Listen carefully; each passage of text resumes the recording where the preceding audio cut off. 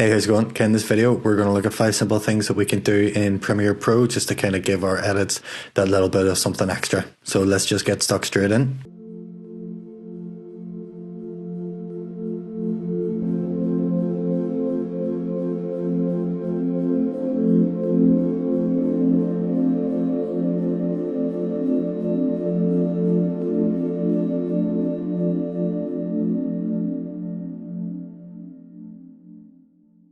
Okay, first off, fade in. Here we are, we've got a clip already in our timeline. We're going to drag forwards a couple of frames with the scrubber, hit the stopwatch to create a keyframe for opacity at 100, then go back to the start, create a keyframe for 0, and then go to the end, create a keyframe for 100%, and again for 0%.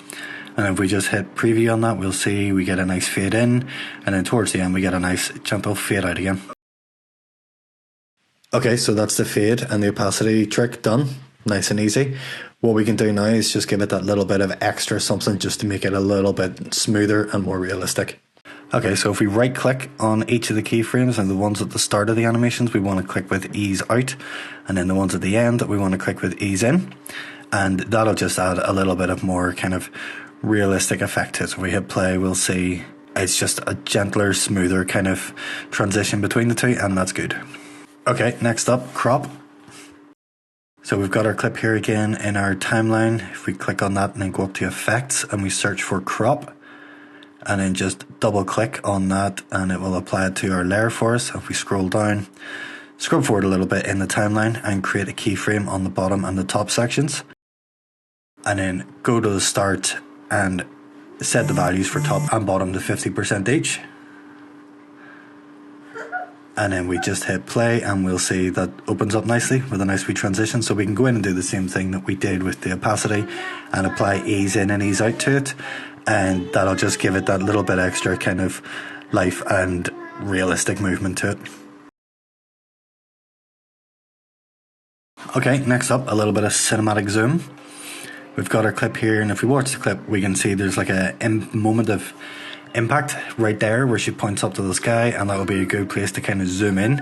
So we'll leave the scrubber header there and we'll go up to effects and we will search for transform, double click that and bring that in, and then we'll scroll down and we will set a keyframe for scale, and then we'll move forward a tiny bit and then zoom in as much as we think is appropriate. So we didn't set a keyframe for position, which we should have done, so we'll go back a little bit there and we'll set a keyframe here for position, and then we'll go forwards again and just change the values of that just to kind of get everything in shot the way we want.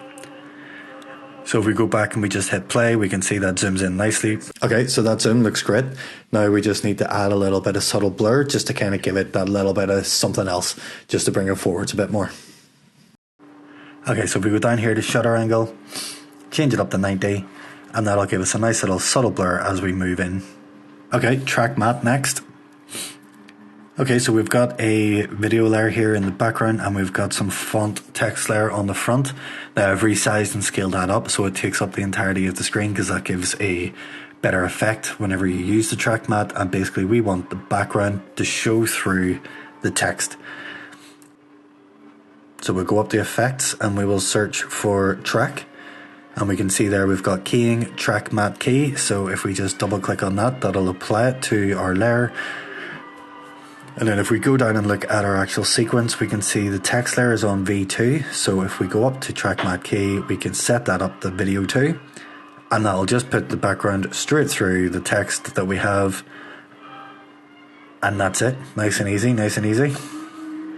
And that's track matte. Really simple, really quick, really easy to do, but we can take it one step further by just doing one simple thing with a little bit of zooming in and then reveal the background through the text. Okay, so if we click on our text in the effects controls and scroll down to the bottom where we see transform and anchor point, if we click on that we can see our anchor there. Now if we get that wee symbol beside our cursor, we can then use that to grab the anchor point and move that up. So we want to put it somewhere where there's a fair bit of breathing space, so you can see a good bit of the background around it, like down there is a good one. And that's going to be our point where we actually scale up, and that'll be our focal point for zooming in on. So we then move it forwards a bit and we just set a couple of keyframes for position and scale. And then we'll move forwards with our scrubber a good bit, and we just want to get to a point maybe near the end of the text layer and just zoom in until basically until you've got no more black areas around on the text. So we'll just keep going a wee bit, and there we go. That's a good level right there. So again, we can go in here and we can apply ease in and ease out. These ease in, ease out for keyframes, there's a more detailed way we can go with those, which I'll maybe cover in another video.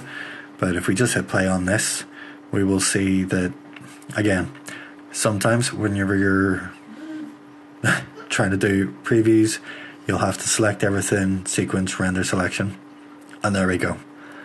Zooms in through the text and reveals the background behind it. Nice and easy, nice and quick. Super easy to do. Okay, zoom transition. This one's a little bit more involved, but it's still easy enough. We've got 2 clips here on our sequence, and we just want to do something nice to kind of pull the 2 of them together.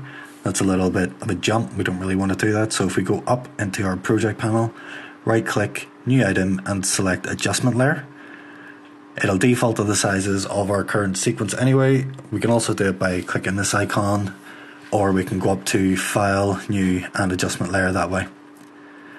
Either way, you'll still end up with the same adjustment layer.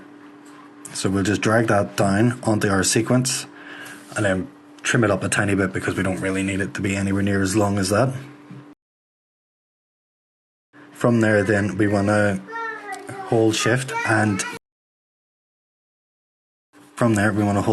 get that scrubber to the middle point.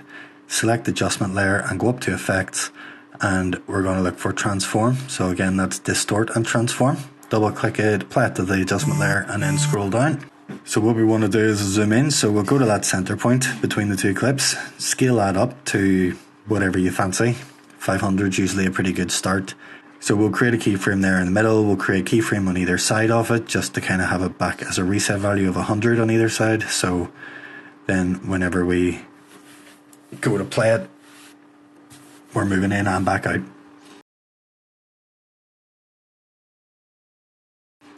The shutter angle, we want to change that up to 360 just to give it that real good bit of blur, but we can see here that we've got this big red area above our adjustment layer, so if we play this back it probably won't work.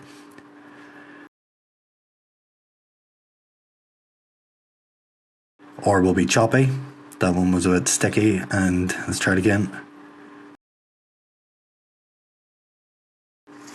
No, that just didn't work at all.